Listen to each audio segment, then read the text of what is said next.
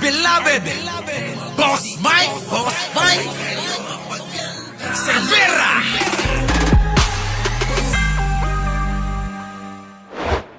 Si Pangulong Bongbong Marcos sa nakitang submarine ng Russia. Ayan na mga kababayan, no? Kita nyo, pati submarine ng Russia.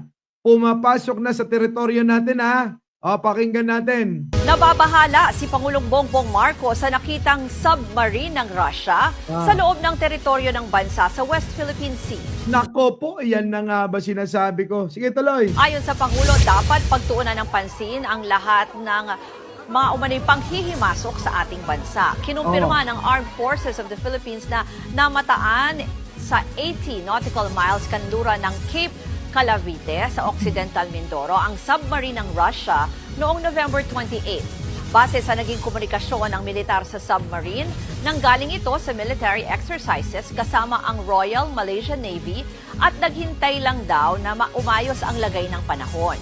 Yon mga kababayan, nakisilong lang. Nakisilong lang itong submarine ng Russia.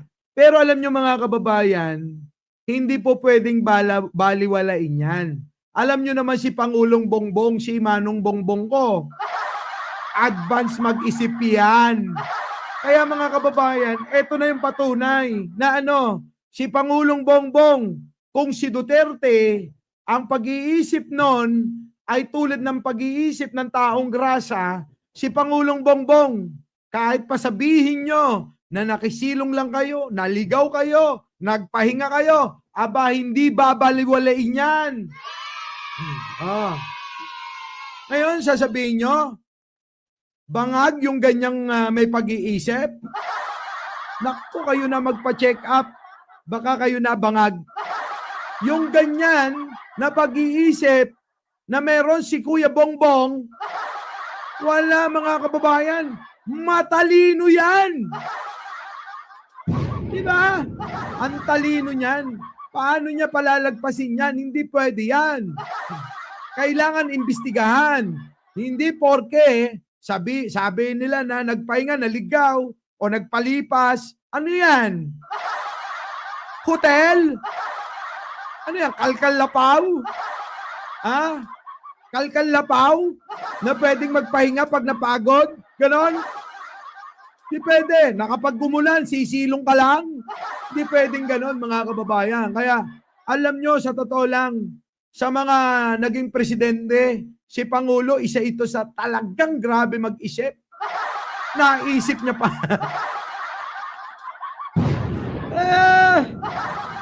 Di ba? Ano yan, mga kababayan? Pinkay Adventure, sa lahat ng mga bagong dating. Oy, agtudon, kayo agsirok, ijay kalkalapaw. Ganun lang yon. Hindi pwedeng ganon. Oo. Kahit kalkalapaw ng iba pinapasok nyo. Huwag ganon mga kababayan. Siyempre, pag nakita mo, obay, bakit nandyan ka sa kalkalapaw ko? Ano tinitignan mo dyan? Marami akong tinatago dyan. Baka mamaya, nandyan pa yung mga pinaggamitan kong Yan ang English kasi nandito. Di ako makapagsalita ng kung ano. Sasabihin ko lang naman, condom. Ay, grabe. Ito na, mga kababayan. So ngayon, mga kababayan, yan ang kaganapan. Meron pa, bonus. Wait lang. Ay, grabe ang haba na pala ng live natin na to, no?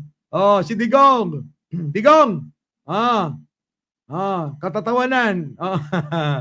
Pasok! Ang ina, magtrabaho tayong lahat. Ito ang gusto ko.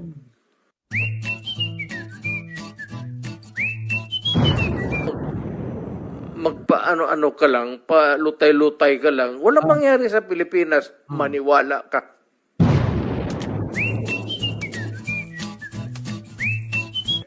Putang ina, yan ang dapat unahin, patayin. Paano naman ako? Wala ka sa mood. Paano ako nasa mood?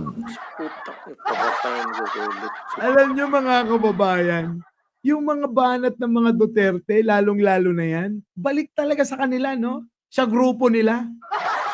Biruin mo, habang nasa hearing ka, pinagsasabihan mo na magtrabaho, pero yung kaalyado mo, walang ginagawa kundi pa-suklay-suklay lang. Pakain-kain lang ng pagkain sa Senado, payangga-yangga lang, payangga-yangga lang. Tapos wala namang ginagawang batas ito. Wala pa na ipapasang batas, mga kababayan. Pwede ba sa susunod, mga kababayan, maging matalino na tayo sa pagboto? Alam nyo kung bakit, mga kababayan? Eto, yung mga yung pinapasahod ng gobyerno at ang pinapasahod ng gobyerno galing sa buwis ng mga Pilipino. Galing sa buwis ng mga OFW. Lahat po tayo, mga kababayan. Biruin ninyo, nagpapasahod tayo, nagmumukbang lang sa Senado. Diba? Eto, si Digong. Lahat na sinabi niya. Abay, sapul na sapul. Sino? Si Boy Silly dito. Putang ina, magtrabaho tayong lahat. Ito ang gusto ko. Ayan, kita nyo naman, mukbang. Magpa-ano-ano ka lang, pa-lutay-lutay ka lang. Wala mangyari sa Pilipinas, maniwala ka. Ano ibig sabihin ng palutay-lutay? Tanga-tanga, ganon. Tatanga-tanga talaga yan.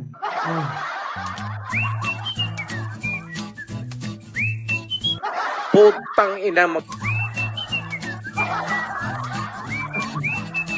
yan ang dapat unahin, patayin. Paano naman ako? Di papatayin ka daw dapat.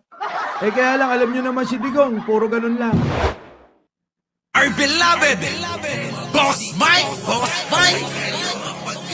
Cervera.